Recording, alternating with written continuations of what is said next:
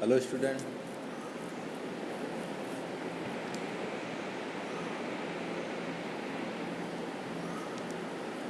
मैं doctor Rajesh Kumar Meena, SPC government college Ajmer, sociology department.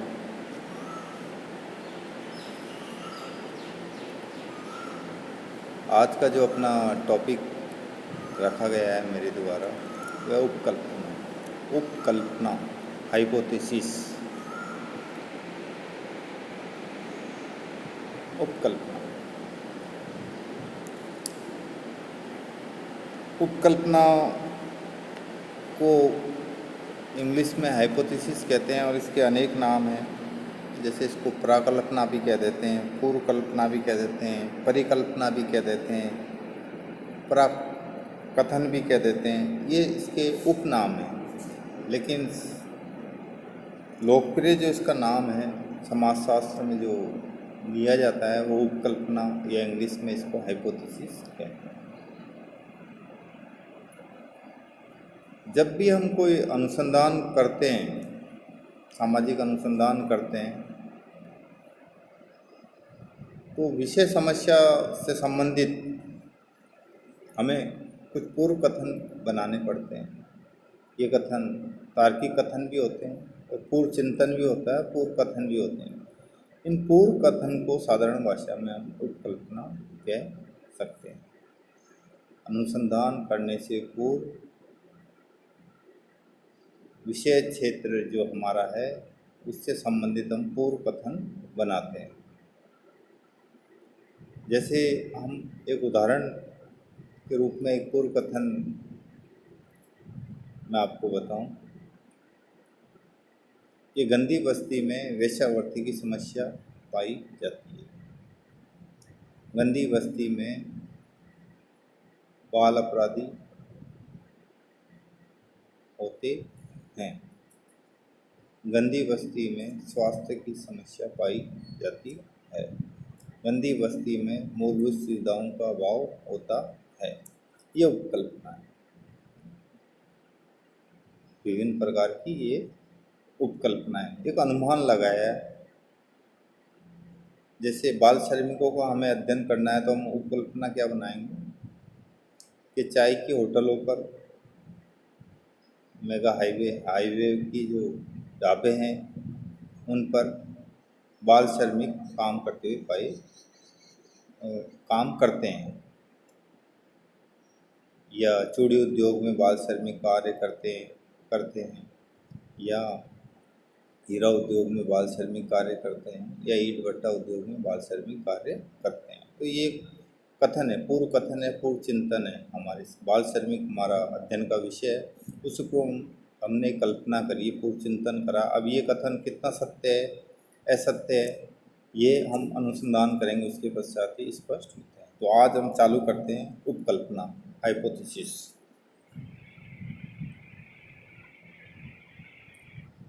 अर्थ, इसका जो शाब्दिक अर्थ है हाइपोथेसिस, उपकल्पना का पूर्व चिंतन या तर्क वाक्य।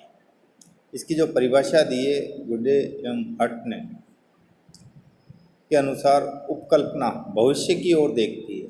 किसकी ओर देखती है? भविष्य की ओर। यह एक तर्कपूर्ण वाक्य है जिसकी वैधता की परीक्षा की जा सकती है। जिसकी वैधता की, अभी इस तर्कपूर्ण जो वाक्य है उसकी वैधता की परीक्षा हुई नहीं है, उसकी परीक्षा की जा सकती है। यह सत्य भी सिद्ध हो सकती है और असत्य भी। जो हमने मेथड, जो वाक्य हमने बोला है वो सत्य भी हो सकता है और असत्य भी हो सकता है। जब ये उपकल्पना सत्य सिद्ध हो जाती है तो ये सिद्धांत के रूप में परिवर्तित हो जाती है, और जब असत्य होती तो इसे नकार दिया जाता है। तो गुड एंड हट ने अपनी मेथड इन सोशल रिसर्च, जो इनकी पुस्तक थी, उसमें इस डेफिनेशन को इन्होंने दिया कि उपकल्पना भविष्य की ओर देखती है। यह एक तर्कपूर्ण वाक्य है जिसकी वैधता की परीक्षा भी की जा सकती है, और यह सत्य भी हो सकता है ये वाक्य, और असत्य भी हो सकता है।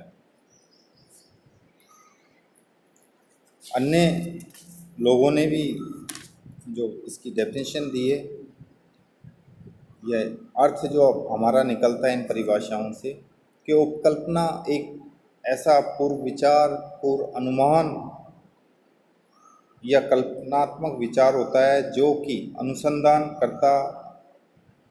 अनुसंधान समस्या के बारे में अनुसंधान से पूर्व बना लेता है। एक ऐसा पूर्व विचार, पूर्व अनुमान या कल्पनात्मक विचार होता है जो अनुसंधान समस्या अनुसंधान की जो समस्या है के बारे में अनुसंधान के समय वो बना लेता है। ये गुडेनहार्ट व अन्य समाजशास्त्रियों के द्वारा स्पष्ट किया गया है। एक जो उपकल्पना होती है उनमें तीन तत्वों से बनी होती है। इसमें इकाइयाँ होती है, चर व मूल्य पाए जाते हैं। इकाइयाँ जैसे उदाहरण के रूप में यहाँ इन्होंने एक उदाहरण दिया है, पुरुष स्त्रियों से अधिक बुद्धिमान होते, men are more intelligent than women। तो यहाँ पुरुष और स्त्रियां तो इकाई है, यूनिट है। बुद्धि क्या है? चर है, वेरिएबल है। और अधिक क्या है? वैल्यू है। ये कथन है, एक पूर्व कथन, कि पुरुष स्त्रियों से अधिक बुद्धिमान होते हैं। तो हर उपकल्पना में इकाई, चर व मूल्य से मिलकर उपकल्पना बनती है। और इन्हीं में, इनके उद्देश्य में और इकाई, चर व मूल्य में अंतर आने पर उपकल्पना के प्रकार बनते हैं। ये हम आगे इसको पढ़ेंगे। तो हम कह सकते हैं कि वो उपकल्पना पूर्व विचार, पूर्व अनुमान व कल्पनात्मक विचार होता है जो अनुसंधान की जो समस्या है उसके अध्ययन करने से पूर्व वो बनाता है। अब ये पूर्व विचार, वाक्य, तर्कपूर्ण वाक्य सत्य भी सिद्ध हो सकता है और असत्य भी सिद्ध हो सकता है। अर्थ और परिभाषा क्लियर हो गया। अब उसके आगे चलते हैं उपकल्पना की विशेषता। मुख्यतः उपकल्पना की जो विशेषता है, इन्होंने 5 विशेषताएं बताई है अधिकांश समाजशास्त्रियों ने। उपकल्पना की जो पहली विशेषता इन्होंने बताई है, स्पष्टता। ये जो तर्कपूर्ण वाक्य है, अनुमान है, वो एकदम स्पष्ट होना चाहिए, अनुभव सिद्धता होनी चाहिए। पहला है स्पष्टता, दूसरा अनुभव सिद्धता। ऐसा नहीं कि कोई वाक्य हमने बना दिया तो उसको हम क्षेत्र में जाएं तो मतलब वो वाक्य खरा नहीं उतरे, या जैसा हमने बनाया वैसा वहाँ कुछ क्षेत्र में बिल्कुल नहीं मिले, तो वैसा भी नहीं होना चाहिए। विशिष्टता होना चाहिए, मतलब जो हमने कथन बताया, पूर्व कथन बनाया है, जो उपकल्पना बनाई है, उसमें विशिष्टता होना अति आवश्यक है। उपलब्ध प्रविधियों से संबंधित, मतलब जो हमने उपकल्पना बनाई है तो हमारे पास उपलब्ध जो प्रविधियाँ हैं जिनके माध्यम से हम उपकल्पना का परीक्षण करेंगे, उसको सत्यापन करेंगे, तो हमारे पास जो विधियाँ हैं उससे संबंधित वो होनी चाहिए। ऐसा नहीं कि हमारे पास तथ्य संकलन की जो विधियाँ हैं या जो हमने क्षेत्र चुना उससे वो संबंधित नहीं हो, तो ये भी चीज़ को ध्यान रखा जाता है। संबंधित होती है, कुल मिला के विशेषता उसमें पाई जाती है। सिद्धांतों से संबंधित, बाद में जब उपकल्पना का सामान्यीकरण और सत्यापन हो जाता है तो वो सिद्धांत के रूप में परिवर्तित हो जाती है। इसको मैं विस्तृत रूप में आपको थोड़ा समझा देता हूँ। उपकल्पना मार्गदर्शन के लिए उपयोगी है। ये एक मार्गदर्शन का कार्य करती है, एक काम चलाओ सामान्यीकरण भी इसको हम कह सकते हैं उपकल्पना को। इसके बिना अनुसंधानकर्ता विषय से कोसों दूर भटक जाएगा। ये मार्गदर्शन का कार्य करती है, और अगर ये नहीं होगी तो अनुसंधानकर्ता अपने विषय से, अपने क्षेत्र से काफ़ी दूर जा सकता है।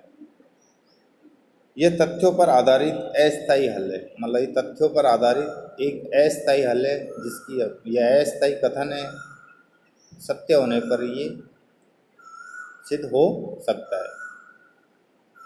उपकल्पना का स्पष्ट होना आवश्यक है। अस्पष्टता वैज्ञानिक ज्ञान और प्रकृति के प्रतिकूल है। अस्पष्टता है, अगर उपकल्पना अस्पष्ट है तो हम वैज्ञानिक पद्धति का प्रयोग करते हुए सही तथ्यों का एकत्रित नहीं, या सही तथ्यों का कलेक्शन नहीं कर सकते या उनको एकत्रित नहीं कर सकते। अतः यदि यह अस्पष्ट है तो अवैज्ञानिक व अनुपयोगी होगी। अगर उपकल्पना वैज्ञानिक है तो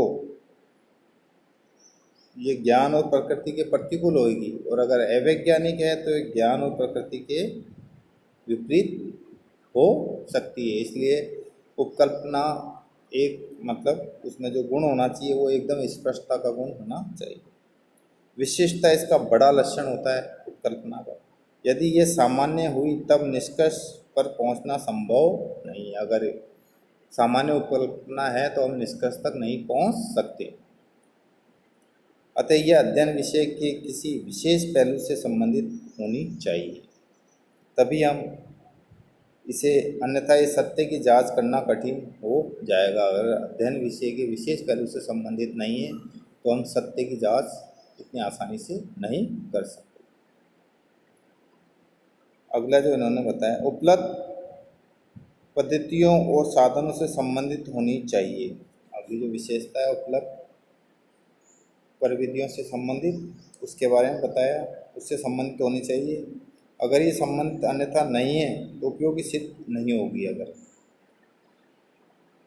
वुडन हार्ट के मत में जो सिद्धांत शास्त्री यह भी नहीं जानता कि उसकी उपकल्पना की परीक्षा के लिए कौन कौन सी पद्धतियाँ उपलब्ध है, वह व्यवहारिक प्रश्नों के निर्माण में असफल रहता है। अगर कोई अनुसंधान करते तो ये भी मालूम नहीं है कि मेरी जो उपकल्पना है उसमें किन प्रविधियों को या किन पद्धतियों को काम में लेना है या क्या उपलब्धता है, तो वो व्यवहारिक प्रश्नों के निर्माण में असफल रहेगा। वो अनुसंधान करता उत्तरदाता से सही व्यवहारिक क्वेश्चन नहीं पूछ पाएगा और न ही सही क्षेत्र में वो जा पाएगा। अगली विशेषता को अपन इस प्रकार समझा सकते हैं, जिसमें मूल्य या आदर्श निर्णय का पुट ना हो। मतलब उपकल्पना एक आदर्शवाद वाक्य नहीं होना चाहिए और न ही उसमें मूल्य हो। यही उपकल्पना वैज्ञानिक तथा सार्थक सिद्ध हो सकती है। ऐसी उपकल्पना जिसमें मूल्य का पुट नहीं हो, आदर्श वाक्य नहीं हो।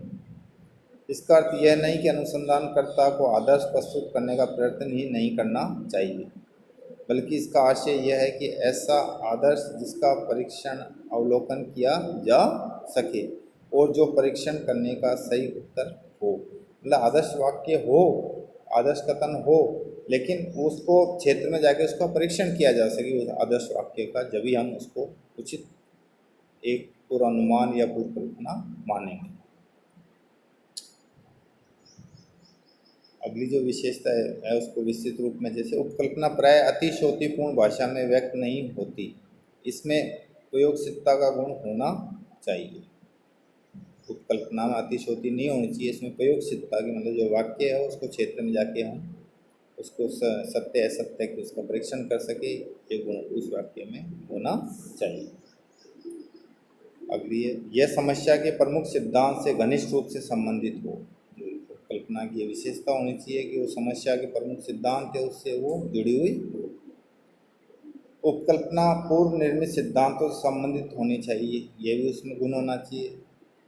होता है कि वो पूर्व निर्मित जो सिद्धांत है उससे वो संबंधित होती है।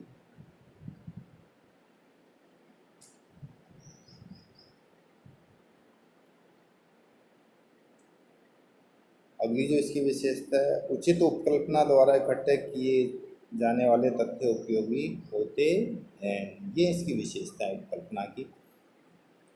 स्पष्टता, अनुभव सिद्धता, विशिष्टता, उपलब्ध प्रविधियों से संबंधित, सिद्धांतों से संबंधित। मैं फिर वापस से दोहराना चाहूँगा, उपकल्पना एक पूर्व चिंतन है, तर्कपूर्ण वाक्य है, पूर्व अनुमान है, एक काम चलाऊ सामान्यकरण है।